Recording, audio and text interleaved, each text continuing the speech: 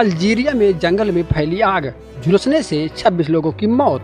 दोस्तों आपको बता दें कि अल्जीरिया के जंगलों में आग फैलने से करीब 26 लोगों की झुलसने से मौत हो गई है। जानकारी के अनुसार अगस्त माह की शुरुआत के बाद से ही अल्जीरिया में अब तक 106 बार आग लगने की घटनाएं हो चुकी हैं। इसकी वजह से 2500 हेक्टेयर से अधिक वन क्षेत्र नष्ट हो गया है। देश के गृह मंत्री कामेल बेल्जौद ने बुधवार को कहा कि उत्तरी अल्जीरिया के 14 जिलों के जंगल में लगी आग में कम से कम 26 लोगों की मौत हो गई और दर्जनों अन्य घायल हो गए हैं।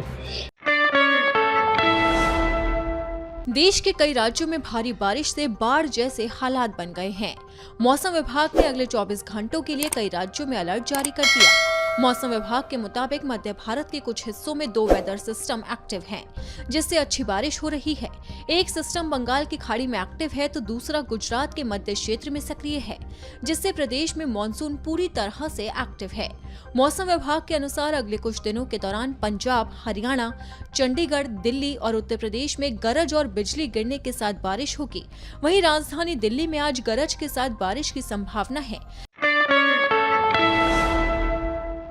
अगर कोई कहे कि ये झील है तो क्या आप यकीन करेंगे? केविन पेरी को ये बात हैरान नहीं करती, क्योंकि उन्होंने अमेरिकी राज्य यूटा की ग्रेट सॉल्ट लेक को लगातार सूखते देखा है। वो यूनिवर्सिटी ऑफ यूटा से जुड़े हैं और पर्यावरण विज्ञानी हैं। अगर ग्रेट सॉल्ट लेक को बचाना है ताकि हम डस्ट लेक सिटी ना बन जाएं, तो इस झील की कदर करनी होगी। तो हमें इस झील में पानी डालना होगा जो सिर्फ झील के लिए ही रहे।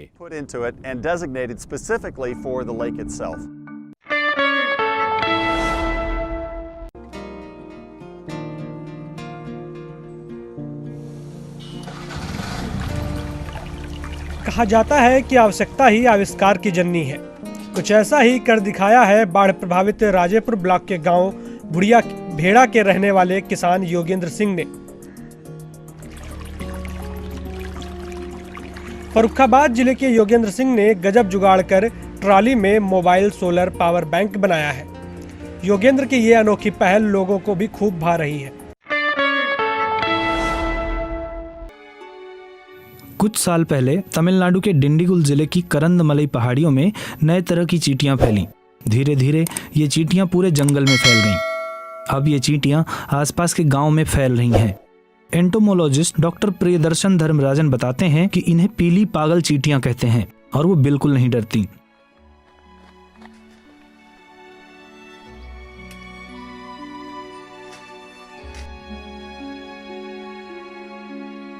इन चींटियों से इंसानों को एलर्जी और फफोले हो सकते हैं।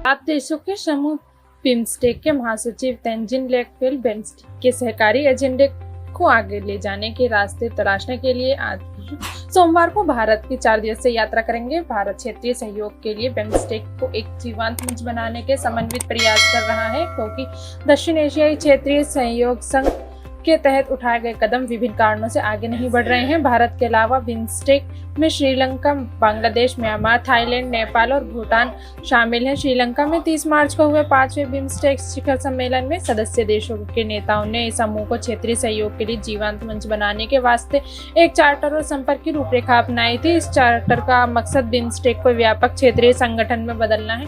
विदेश मंत्रालय में एक बयान में कहा, तेंजिन लेकफेल भारत के वरिष्ठ अधिकारियों के साथ चर्चा करेंगे और बिम्स्टेक का संगठन और सदस्य देशों के बीच सहयोग को उसके नेताओं के आदेश के अनुसार आगे कैसे ले जाएं। मंत्रालय ने कहा, भारत बिम्स्टेक मंच पर सुरक्षा सहयोग स्तंभ का नेतृत्व करता है, जिसमें आपदा प्रबंधन, समुद्री सहयोग, ऊर्जा सहयोग भी शामिल है। ये सभी क्षेत्र में SDG हासिल करने के लिए अहम है। Union Minister for Education and Skill Development and Entrepreneurship Dharmendra Pradhan held a bilateral meeting and co-chaired the 6th meeting of Australia-India Education Council, that's the AIEC, with Australian counterpart Jason Clare at Western Sydney University on Monday.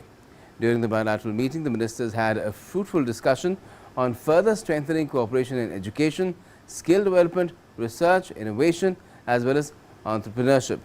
Dharmendra Pradhan welcomed Australian universities and skilling institutions to set up their campuses in India and explore areas of collaboration with Indian institutions.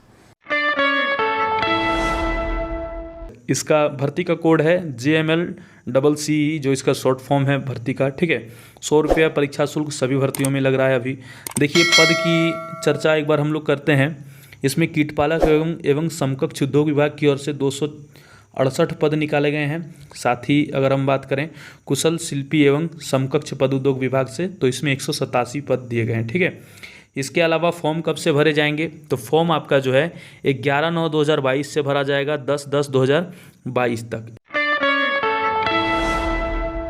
Ramesh Bais राज्यपाल दिल्ली जाएंगे। सूत्रों के हवाले से यह बड़ी खबर आपको बता दें, प्रधानमंत्री और गृह मंत्री से मुलाकात संभव मानी जा रही है और इस मुलाकात में राजनीतिक हालात पर चर्चा होने की उम्मीद भी जताई जा रही है। शाम 7 बजे दिल्ली रवाना होंगे राज्यपाल रमेश बैस। सब्सक्राइब करें पर्यावरण पोस्ट।